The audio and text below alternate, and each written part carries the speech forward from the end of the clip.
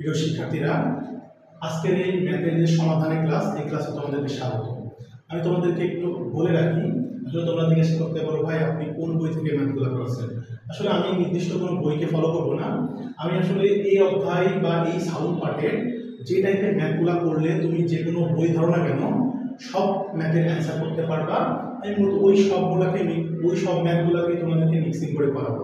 তো আমি তোমাদের এতটুকু বলতে পারি, আমি তোমাদের যতটুকু করাবো, এইটা যদি তোমরা নোট আকারে গাজীপুরে নিয়ে আসো, গাজীপুরে তুমি সাউন্ড পার্টে মানে যে কোনো বই ধরো না কেন, আশা করি এই সাউন্ডের তুমি যে কোনো ম্যাথ পারবে।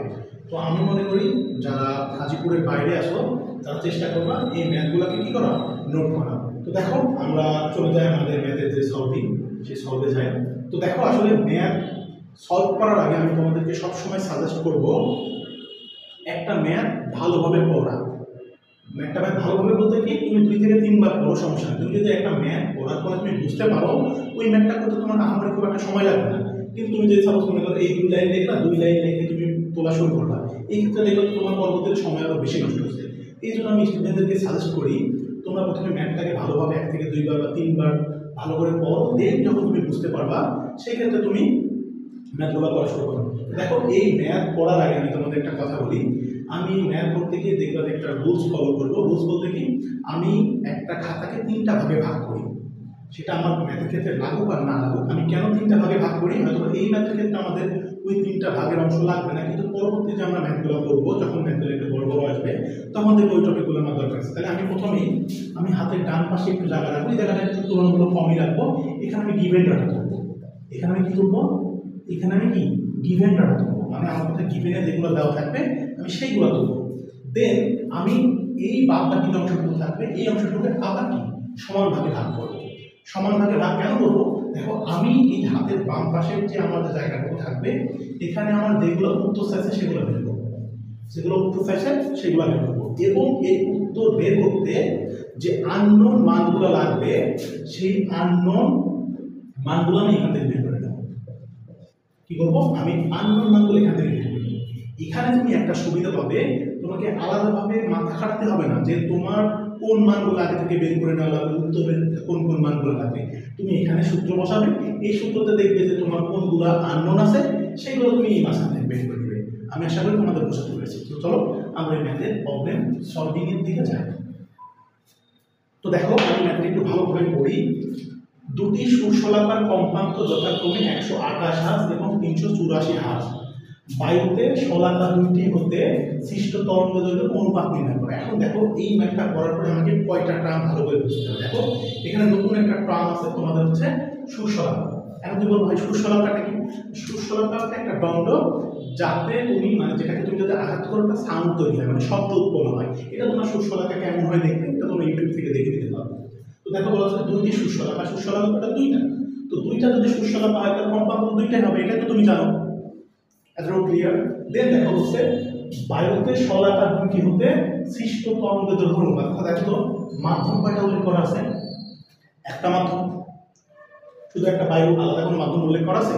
তাহলে দেখো আমি তোমাদের আগেই বলে এসেছি যে মাধ্যম যদি সেম হয় তাহলে আমরা কি বলতে পারি, বেগ সেম। তাহলে দেখো আমরা গিভেন ডাটা করে তুলি, তাহলে গিভেন ডাটায় যেহেতু আমার কয়টা দেওয়া আছে, দুইটা কি দেওয়া আছে কম্পাঙ্ক। তাহলে কম্পাঙ্ক প্রথমে হচ্ছে F1, F1 কত 128 হার্জ, তারপরে কি F2 কত 384 হার্জ। এখন বলছে তরঙ্গ দৈর্ঘ্যের অনুপাত। এখন দেখো আমি কি বলেছি যে মাধ্যম যদি সেম হয়, মানে মাধ্যম যদি এক হয় তাহলে কি হবে, বেগ সমান। তাহলে আমরা এখানে লিখব যেহেতু কি বলা আছে, মাধ্যম সমান,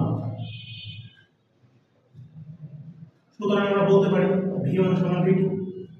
মাধ্যম যদি সমান হয় তাহলে বেগ সমান হবে, আমি তোমাদের আগে বলে এসেছি।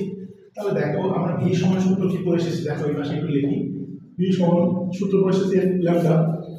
তাহলে এটা যদি V1 হয় তাহলে F1 ল্যামডা 1 হবে, আর এটা যদি V2 হয় তাহলে এটা কি হবে F2 ল্যামডা 2। এখন দেখো আমাদের চেয়েছে কি, তরঙ্গের দৈর্ঘ্যের অনুপাত। অনুপাত মানে কি, ভাগাকারে থাকা বা ইস্যুকারে থাকা। তাহলে দেখো আমি ল্যামডা 2 কে এই পাশে নিয়ে আসি, তাহলে এই পাশে আছে গুণ, এই পাশে আছে কি হবে ভাগ হবে। তাহলে ল্যামডা 1 বাই কি হবে ল্যামডা 2, আর এই পাশে কি আছে F2। এইটা গুণ আকারে আছে এবার সেখানে কি হবে ভাগ। তাহলে দেখো λ1/λ2 এটা কি আছে বলো তো ল্যামডা f2 এর মান কত 384। এই যেখানে আমি তুলে নিয়েছি আর f1 এর মান কত 128। তাহলে দেখো এটাকে তুমি যদি ভাগ করো তাহলে এটাকে এখন দেখো আমি একটু ক্যালকুলেটর ইউজ করি। আমি যে ক্যালকুলেটর ইউজ করছি এটা ক্যাসিও FX 991X। তো এই ক্যালকুলেটরটা এখন মার্কেটে নাই বলে চলে, যদিও পাওয়া এটা অনেক দাম। এখন আমি যখন কিনি তখন 1450 টাকা ছিল, এখন এটা 6000 টাকার উপরে। তোমরা চাইলে এই EX এর একটা প্লাস আছে, ওটা মোটামুটি 2000 টাকার মতো হতে পারে, আর একটা আছে CW। তো তোমরা চাইলে যে কোনো একটা ইউজ করতে পারো, সমস্যা নেই। আসলে এই সাইন্টিফিক ক্যালকুলেটর ছাড়া দুইটা মেশিন আসলে সম্ভব না। তো দেখো আমরা যদি এই 384 কে যদি আমরা ভাগ করি কত দ্বারা 128 দ্বারা, তাহলে দেখো আমাদের আসে 3। তার মানে কি 3 মানে কি? তাহলে λ1/λ2, তাহলে এটা মানে 3 আছে এবং 3 নিচে কিছু না মানে 1 আছে। এখন দেখো আমাদের তো এরকম ভাগ আকার আছে না, আমাদের কি আছে তরঙ্গ দৈর্ঘ্য কি আছে অনুপাত আছে। তাহলে দেখো অনুপাত যদি হয় তাহলে অনুপাত মানে কি এরকম নিশ্চিত দিয়ে দেখানো, তাহলে এটা সমান বলতে পারি না 3:1। তাহলে এটাই আমাদের কি কাঙ্ক্ষিত। আর ডুয়েট অ্যাডমিশন টেস্টে তোমাকে খুব ভালোভাবে মনে রাখতে হবে, তোমাকে ম্যাথ করার শেষে আমাদের কি অ্যান্সার তোমাকে লিখতে হবে। এখন দেখো তুমি বলতে পারো ভাই আমাদের তো এই জায়গাটা লাগলো না থাক সমস্যা নেই। কারণ কি তোমার এই ম্যাথের ক্ষেত্রে হয়তো লাগছে না, কিন্তু পরবর্তী ম্যাথের ক্ষেত্রে তোমাকে লাগবে। তো এই জন্য তোমরা চেষ্টা করবা যে একটা খাতাকে 3টা ভাগে ভাগ করা, 4 পাশে যে ভাগ করবা এটাকে গিভেন এটা তোমরা তুমি হালকা একটু জায়গা রাখলে হবে, আর বাদ বাকি জায়গা থাকবে এটাকে কি 2 ভাগে ভাগ করবা।